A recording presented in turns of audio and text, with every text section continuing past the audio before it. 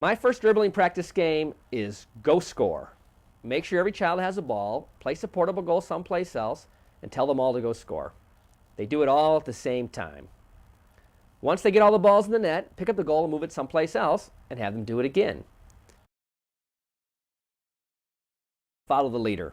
Call out a player's name, that player becomes the leader, they can dribble their ball anywhere they want, and everyone else has to follow them with their ball. After a while, I blow my whistle and I call out freeze. When I say freeze, all the players have to stop with their ball by placing their foot on top of it, just like they learned in Hickory Dickory Dock. Watch carefully, and when you see a player do a big kick and chase, instead of keeping the ball close under control, that's the best moment to call freeze. Follow Cooper, freeze! Because all the other players will stop, and the kid that was doing the big kick and chase will immediately notice that he is the last one to stop. Point out that if he keeps the ball close, like a puppy on a leash, he'll be able to stop faster next time. This is an excellent way to teach kids to keep their ball close, under control, all the time.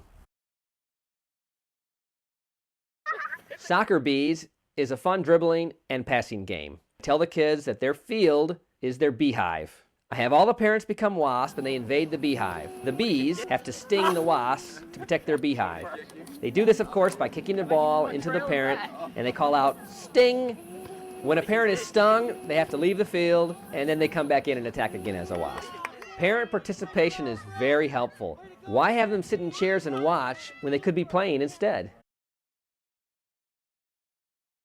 The next step up from Go Score is the big pile. Use as many soccer balls as you can and put them all in a big pile and tell the kids to score them all. Once they dribble and score one, they run back, get another, and score again, so that some kids may score twice, some kids may do it 3 or 4 times. Sometimes I'll challenge them to score them all before I can count to 50 or 100, or we'll chase them in a fun way to get them to move faster. The slower players go at their best pace, and the faster players go at their best pace, but the activity involves all the kids all the time, regardless of whether they're fast or slow. Another great variation of this game is to have races. Separate all your soccer balls into 2 piles and place 2 goals away from the balls.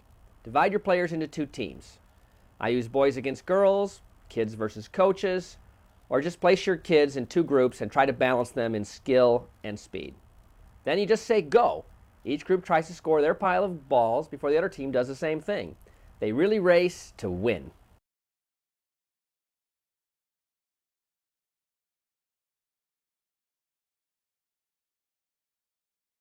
This next game is the best way to practice big, long, powerful kicks, and it's called the monster kick.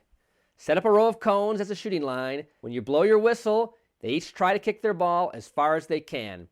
Tell them not to chase it until you blow your whistle again. The object of the practice game is to see who can kick the ball the farthest distance. It's helpful if you have different colored balls so they can see which ball is theirs. Blow your whistle a second time, they run out and get the ball, they dribble it back to the shooting line, and they stop. As a variation of pure distance, you can place a target out in front of the shooting line. I like to use a parent because if the kids hit the parent, you can have the parent do a funny animal noise. If you don't have a parent, you can use a cone, you can use another soccer ball, anything you want. You can also do monster kicks into a goal. Another great ball control game I teach is Hickory Dickory Dock. In addition to the great soccer skill it teaches, it's also a good way to calm a practice that's gotten a little bit too rowdy.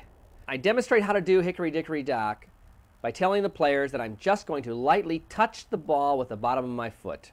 Make sure you tell them to not stand on the ball. All their weight stays on the foot on the ground. While eventually they will learn to hop, at first they just need to step, alternating feet without hopping. Sometimes I have to physically support a child from falling over in the beginning and actually lift his foot to show him how to do it. Then they can usually do it slowly by themselves. This game only takes a few seconds to do, but if you do it at every practice, you will be amazed at how good they get at this. I have kids now that can do Hickory Dickory Dock hopping full speed at age 3 and 4, if you practice this every practice. The last thing I do at practice is a game called Balls in the Bag. To set it up, you just call out, balls in the bag. No other instruction required. The simplicity of this game is the beauty of it. At the end of practice, I have the players help me put away the balls into the bags by kicking them in with their feet and not their hands. They love it.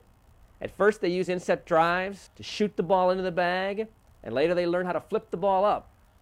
Abolishing the use of hands from your practice is incredibly effective. You will see improvement almost immediately. Do it on your very first practice and stick with it. Soccer is played with the feet.